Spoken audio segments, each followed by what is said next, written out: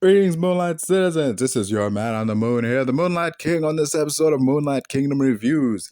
And on this episode, we will be reviewing the Netflix film Nowhere, starring, we'll be reviewing the Netflix movie Nowhere. It is, let's get into this one. Normally, when I do these reviews, I like to get into some background on the movie, and then afterwards give the non spoiler review, and after that, give the spoiler review. And let's just get into it. And here in three, two, one. Anywho, folks, right here we are in Moonlight Kingdom Reviews covering the movie Nowhere, starring Anna Castillo, Tamar Novas, produced by Netflix with a budget of $15,000. And in terms of box office, normally you can't really tell box office numbers because it doesn't work like a normal film does with like film distribution and playing in select theaters and how much it makes that way. So you have to go off streams and so on. And according to the information I could find in terms of streams, this movie was the fourth highest watched non-English Netflix movie as of 21 July. So, yeah, it was a pretty big deal. And that was the background behind the movie. Now, let's get into the non spoiler events, the non spoiler review of the movie. On to the non spoiler review. We are now in that. Honestly, overall, if I had to give the movie a rating, if I had to look over the movie overall, see basically how the movie left me feeling, seeing all the events as they play out, I'd give, this is a pretty good movie. A 9 out of 10 I'd give it. I would recommend this movie. It's very well written. It's you know the yeah, it's very claustrophobic. I'll give you that much. It's got a very claustrophobic feel to it. Every little step forward, there's something that knocks the protagonist back a little bit. You just feel how hard this woman is working to like try as hard as she can to stay alive, to try as hard as she can to survive the circumstance that she's in, and it's damn near commendable. And you generally worry like, holy shit, she might not make it. Like you could be an hour into the movie, and a huge setback will happen. You think, oh damn, she might not survive this. This is bad. Like, and you look at the thing like, wait a minute, there's an hour left, and that'll like reassure you. But if you didn't see that, you might worry like, damn, did I just turn into a short film? Like, what the heck? But yeah, the determination of the character it really shines through in the performance. The ingenuity in terms of the things she conjures up. It's very creative. And the actress in question who performs the role, Cas- Castillo, sorry, Castillo Tamar. No, wait, Anna Castillo. Sorry, Anna Castillo is a really great actress. This isn't a English speaking role. I watched the dub version, but like, yeah, even though I watched the dub and it wasn't her voice coming through, you can tell just through the performance of how the movie was going. So yeah, it was very, she's a great actress. You can tell it's a very talented actress, this woman is, because she's alone for like 90% of this film, and it's very engrossing. If she were a bad actress and 90% of the movie was just her talking to herself and by herself, this movie would be terrible. And the fact that this movie is, just a 9 out of 10 that I give it, is a testament to how good this woman is. This woman carried this film on her shoulders and just carried it all the way to that 9. Well deserved, in my opinion. 9 out of 10, I give it. So yeah, the supporting characters in the film, they play their parts admirably. The husband, you generally buy like these two love each other and carry each other and want to seek out a better life together.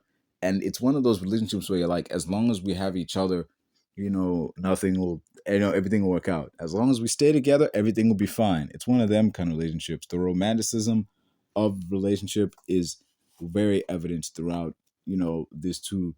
In throughout their relationship, you can tell they've been through some hardships, but they're still trying to make it work. They're still trying to hang in there. And this baby is going to clinch what it is they're, is going to really cement that love. That love, the love these two have for each other in the story, as shown by these two actors, is greatly, it's immense. So you can tell, like, yeah, this baby is something they both really wanted, and that this is what's gonna fully write it and leave, cement the love that these two have. The villains in the story, the villains, the the bad guys as they were, they are evil. Like holy shit, they're not like just corrupt or anything or just bad guys. Nah, they're evil in some of the shit that they do. It's just you know not cartoonishly evil like haha mustache twirling villain or anything, but like evil in the sense that you could actually see like people doing this. This is 100% the kind of thing that does happen in the world with people that like engage in things like human trafficking and smuggling and like mercenaries or whatnot, and even some like government sanctioned, you know like secret police and still shit like that. Those kind of people, they feel real. So that's a credit to the movie's writing and these actors delivery of the the movie they're in. The world building in this movie is actually pretty good because we're dropped in this film cold, and we within minutes we understand like the situation is dire, so dire that there's no sense trying to stay and fight it. You have to leave. The only way you'll survive is if you try as you can to get the hell out. And that was conveyed very well through it. What it didn't feel like out of nowhere, like the story just starts and the first thing we see is clunky expositional dialogue.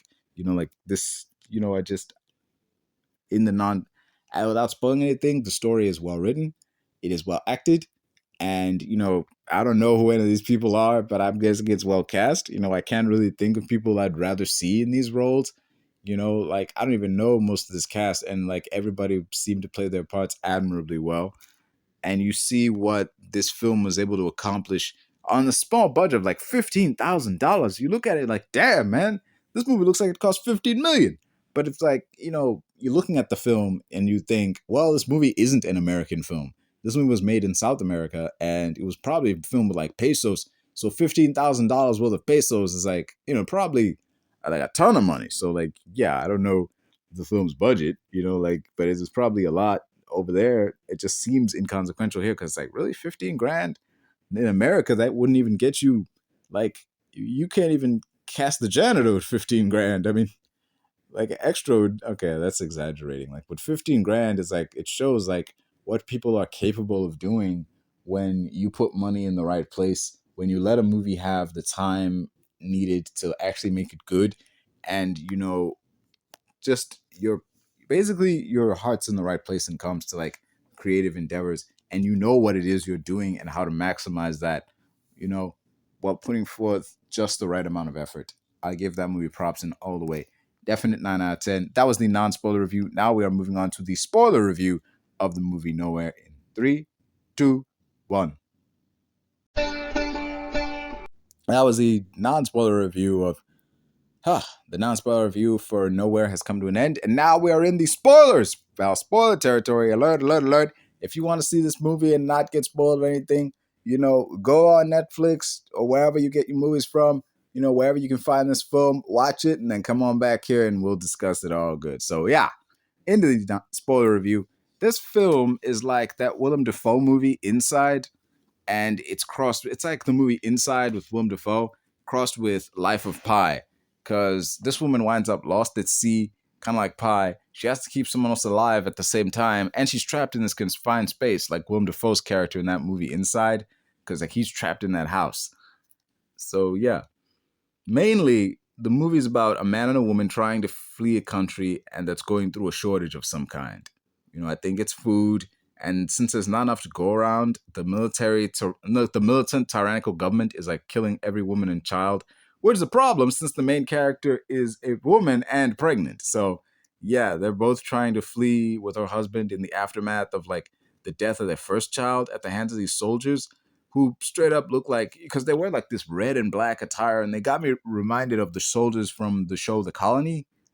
So like the soldiers are killing everybody who tries to flee the country, and I mean everybody. And in the ensuing chaos of trying to escape, the two lead characters, Mia and Nico, they end up on these different containers trying to leave the country.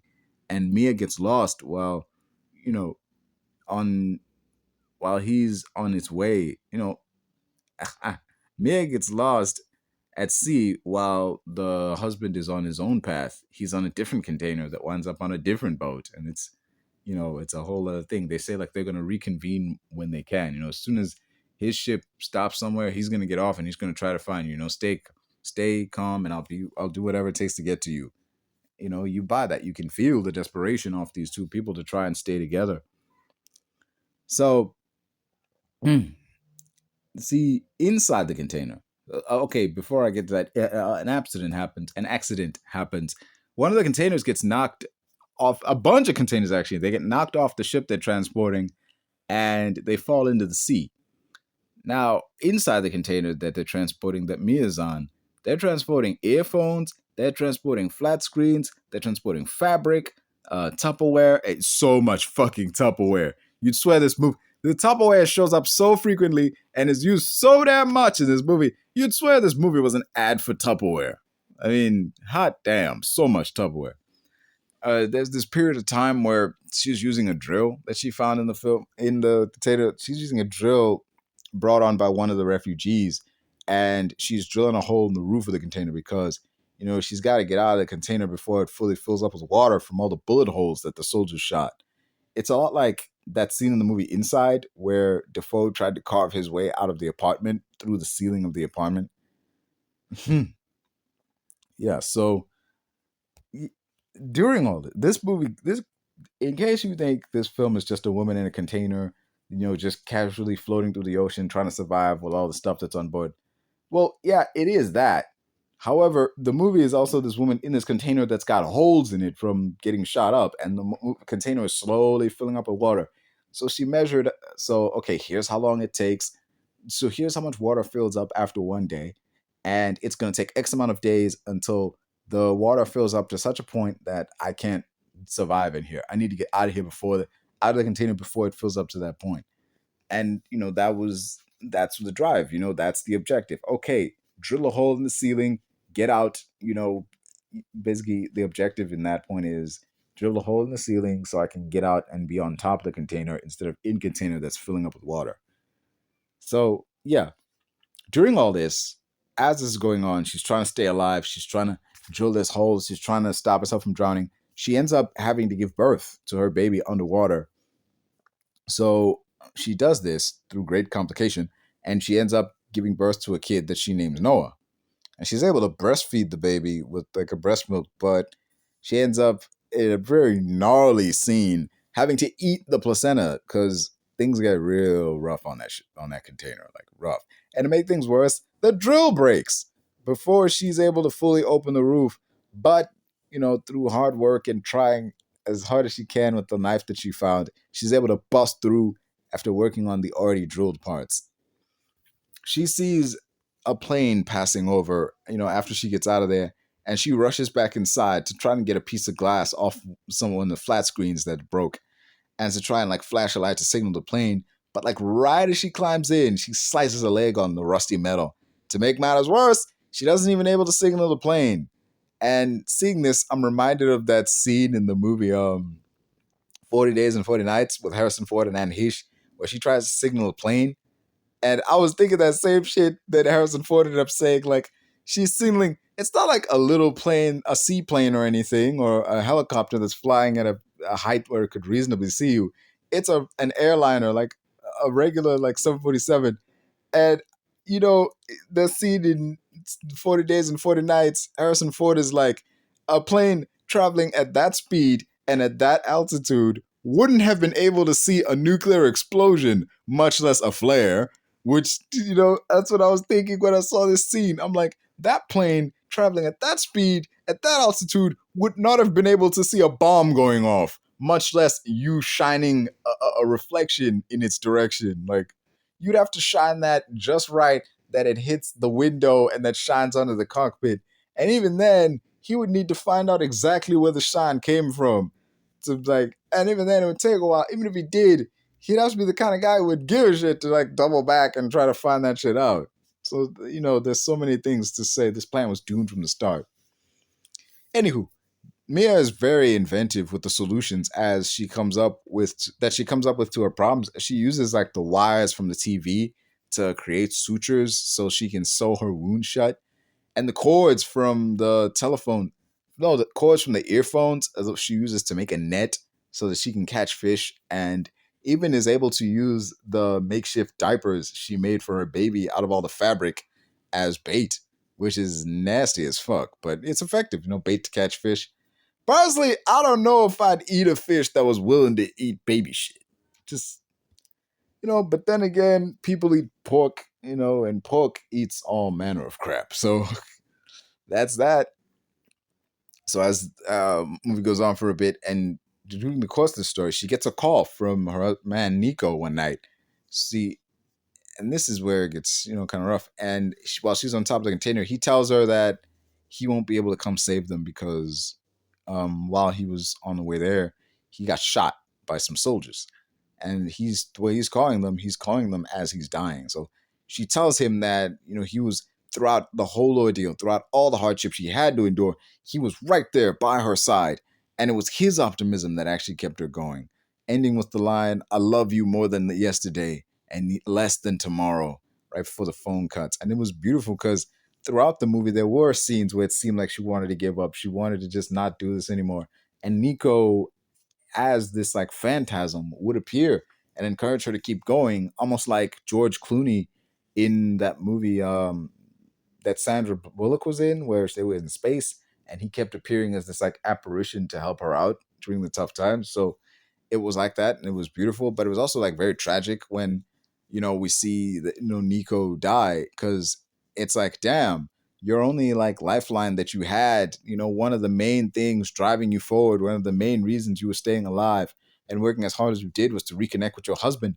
Now your husband's gone, and it's just you can see how what that you can't imagine what that would do to a person, but like you see why that would leave someone despondent and and maybe not wanting to continue. It's very, it's a lot to deal with. So some time goes by after the call, and the Tupperware she's using, oh man, the container she's in gets so full of damn Tupperware and the wood from the crates. So she uses the Tupperware and the wood from the crates to create a raft before the container fully submerges. As she heads back into the container to grab a Snickers bar that she was saving to eat once she gets to new land, her foot gets caught and she has to try to get out of the container while it continues to sink, all while popping up with what little space is left to try and get some air in this like really tense scene before she's able to cut herself free and escape the container. But that victory is short-lived because once she emerges after the container's done sinking, because this shit is sinking while she's trying to get out of it. It's not a case of like, oh, she's like waist high in water. No, the container is down, like fully going down. Her head is like the last thing left of it. The only thing, like, that thing where you're in a confined space, there's not much water except the water like I don't know, inches away from the roof in your face. It's like that. She's barely hanging on there, and she managed to free herself and like swim out. When she pops out of the ocean and sees she's totally lost sight of her son Noah and the raft. Like holy soap. Like she's in the middle of the water floating and desperately trying to find her son, desperately trying to find that raft. And she does manage to find him, and she's just like swimming with them and pushing and desperately trying to keep them going and keep them safe. The baby ultimately winds up saved by this like Irish fishing boat, which means through all the hardship, all the suffering, all the endurance she had to go through, they made it to where they were going. And for a moment, there was this one bleak moment where it seemed like the baby made it on its own because Mia was nowhere to be seen. And like that would have been a pretty dark way to end this, but like kind of fitting though. But gladly that's not the case, as this Irish woman pulls this rope that was attached to the raft and it pulls Mia out of the water. They work to revolve her. They work to revive her. Initially it seems like she didn't make it, and for a moment I thought like, oh man, this is it, like this is the ending that's gonna go, like having both the father and the mother die so the newborn could reach a paradise that they themselves never lived to see. That's some dark yet poetic messaging about like the lengths a parent will go to protect their children, just how far and how much a parent is willing to push themselves to secure a future for their child, even if it's a future that they're not going to be able to see or be around to enjoy. And be proud of. But thank goodness that's not the case, as they keep working on her and they manage to revive her. And the film ends with both Mia and her child Noah in on the way to Ireland, having survived the arduous journey. It was I give the movie props, man. This is a 100% 9 out of 10 movie. Would recommend. It's definitely, it shows what a studio like Netflix is capable of when they give the right people the right kind of support and just let them do their own thing. It gets to producing bangers like this, like these amazing movies, and shows that Hollywood isn't solely Hollywood is a dream factory, but it's not the only place that's capable of producing like high quality art. They're not the only place they don't got the trademark on cinema. Like Martin Scorsese out there talking about Marvel movies are a theme park and like real cinema. Well, buddy, this is cinema. This movie right here, this is straight up cinema. This movie was a wondrous film, and it was well written, it was well made, well filmed, well edited. The pacing was good. There was never a period during the movie where I thought like, okay, can we please move on to this scene? Like move on from this scene. No scenes felt like they dragged. There was no unwelcome comedy. There were moments of levity, but like you needed those moments to like ease you up from like how harsh the situation was, how troubling all of this was, what was happening. And it really benefited the film.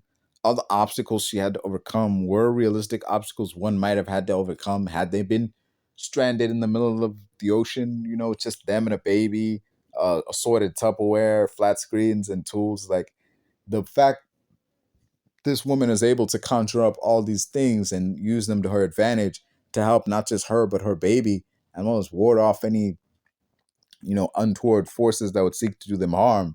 It's really, it shows, like the writing one can achieve and they really put their mind to it. It also shows the things one can achieve if they're creative and resourceful, and also shows how to write a character who's able to accomplish a great deal without becoming like a Mary Sue or a girl boss.